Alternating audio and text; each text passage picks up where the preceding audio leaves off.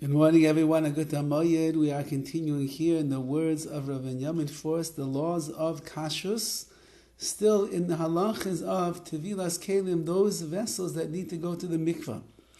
And he writes like this: the only obligation that one has to bring a vessel to the mikvah is if it was in the rishus, within the ownership or the jurisdiction of a non-Jew. A vessel is only going to be obligated to be toivel, to be in the mikvah and immersed, if it's in the rishus, if it's under the jurisdiction of a nachi, of a goy. Derech mashal, I'll give you an example. Let's say that the non-Jew, he made it. Or let's say a Jew made it, but then he sold it to a non-Jew. And then the non-Jew in turn takes that thing and he sells it to a Jew. However,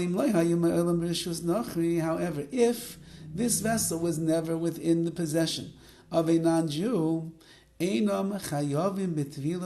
they do not require tevilah to be immersed in the mikvah.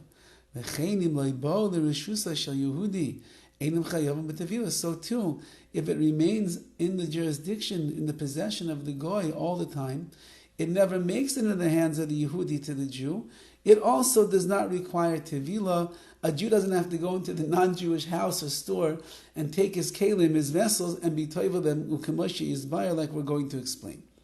Now, kli ha'miyutza beveis ha'chareshes, the kli, the vessel that was made in the workshop, in the factory.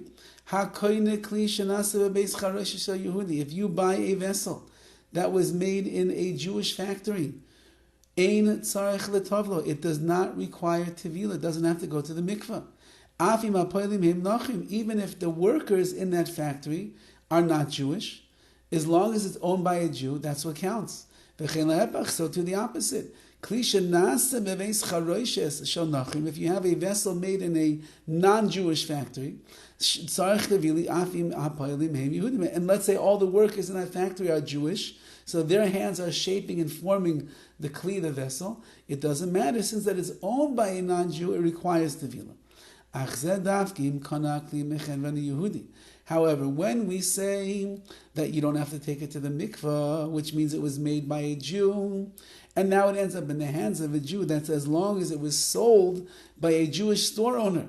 But if you end up going to the non-Jewish, you go to the store that's owned by a non-Jew, and you buy a product that was made in a Jewish factory, since that it was in the hands of the non-Jew, it passed through his possession. Even though that you are buying it now for yourself, it requires tevilah.